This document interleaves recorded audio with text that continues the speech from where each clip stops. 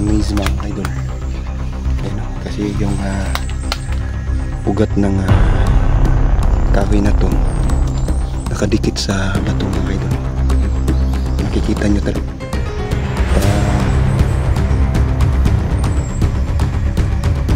Sabi niya bilang na lang daw ang araw ni Bongbong Marcos. Bakit kaibigan? Paano mo nasabi? So ngayon mga kaidol, no? Andito na tayo sa tahanan ni kaibigang Pasiritos mga kaidol. At pinapunta niya ako dito sa may malaking bato na to. Ito pala yung kanyang kaharian mga kaidol. No? Yan, no? Tingnan nyo. So nakawala din tayo dun sa drone na sumusunod sa ating mga kaidol. At ngayon pinapatawag tayo ni kaibigang Pasiritos, no?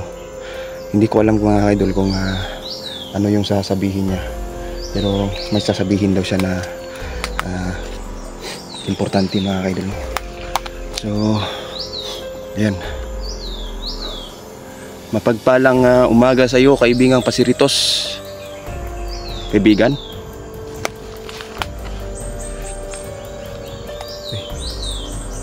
yan, kinakausap tayo ni kaibigang Pasiritos mga kaidol, no? Sa pamamagitan ng telepathy mga kaidol, no? Sabi niya hindi mo na daw siya magpapakita ngayon, no? Dahil may ginagawa pa daw siya. So kakausapin na lang daw niya tayo sa pamamagitan ng telepathy mga kaidol. So kaibigan, ito po pala yung bahay mo. Yan sabi ni kaibigang Pasiritos mga kaidol. Oo daw. Ito daw yung bahay daw niya, no? At dito daw talaga siya nakatira. Ito daw yung kaharian niya mga kaidol, sabi ni kaibigang Pasiritos. Diyos ko. Ayan, no? Grabe. Kung makikita nyo sa malayuan mga kaidol, talagang nakakamangha, no? Ang bahay ni kaibigang Pasiritos mga kaidol. Ayan, no? Tingnan nyo.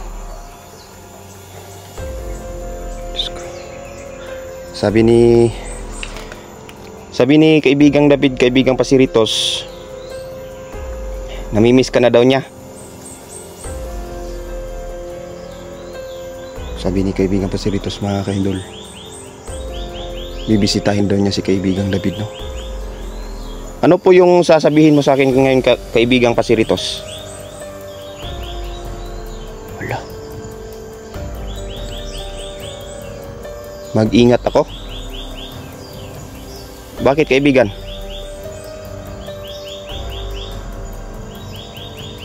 Wala.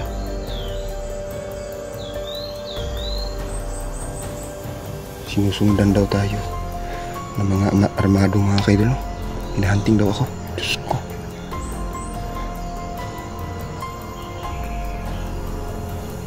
Wala. Diyos ko.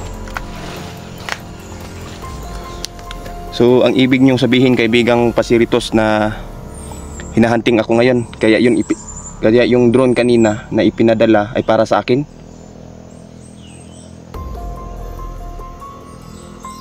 Lao daw mga kaidol, no? Diyos ko. Kaibigang Pasiritos, bahay mo din ba to? Ayan mga kaidol, tignan nyo. Nakaka-amaze mga kaidol.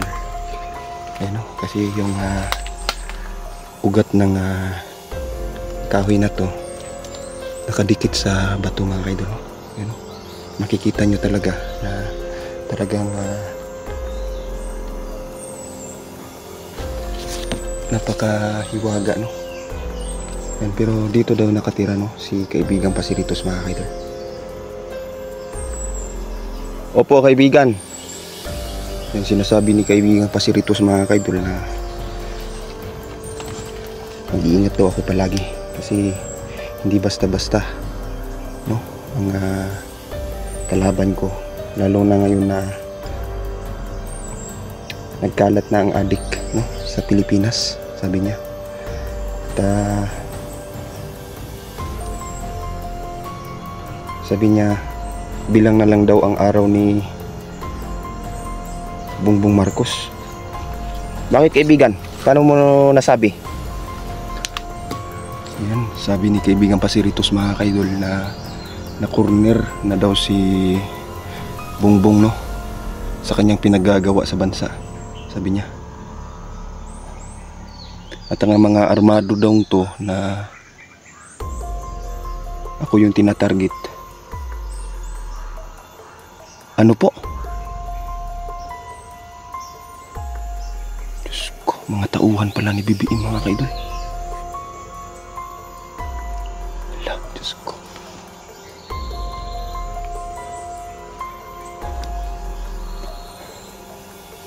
Ayan. So, ayan mga kaidol. Isang malaking revelasyon ni kaibigang Pasiritos mga kaidol na hindi basta-basta si BBM mga kaidol. Diyos ko.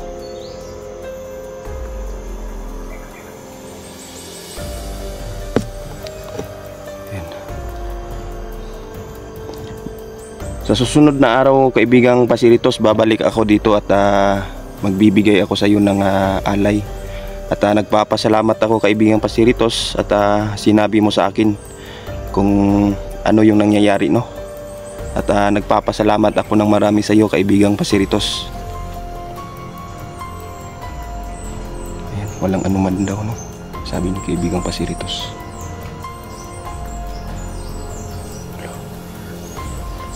Ayan. Diyos ko. Diyos ko. Wala. Ano po yun? Sabi ni kaibigang Pasiritos mga kaidol, alis na daw ako dito kasi yung uwak daw na umano ngayon nagbabantay din daw sa akin. Diyos ko.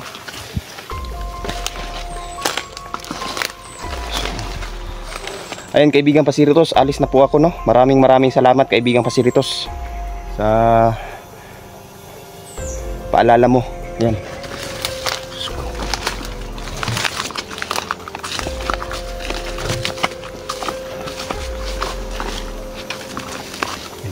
Grabe.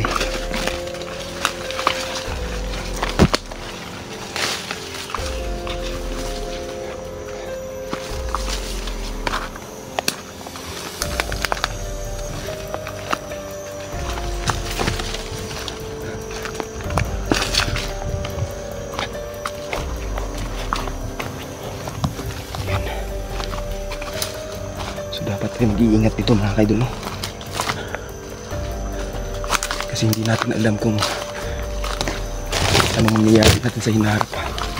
Diyos ko.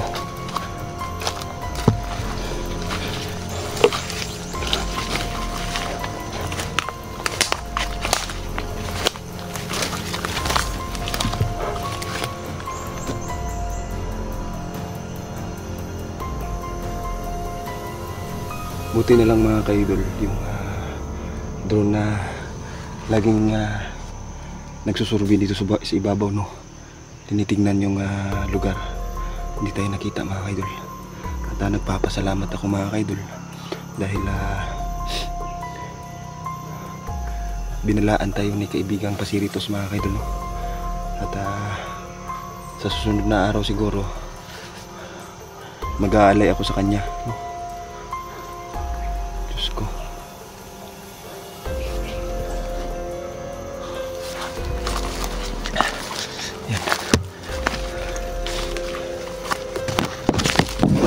Tayo dun sa iniwan natin pagkain para sa kanila. Tignan natin yun. Marami kasi yung mga kaidol, no? May mga damit pa doon, no? At anong oras na din? Malapit na mag alas 11.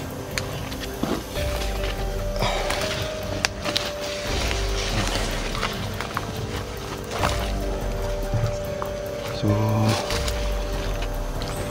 Tingin pa din tayo sa unahan.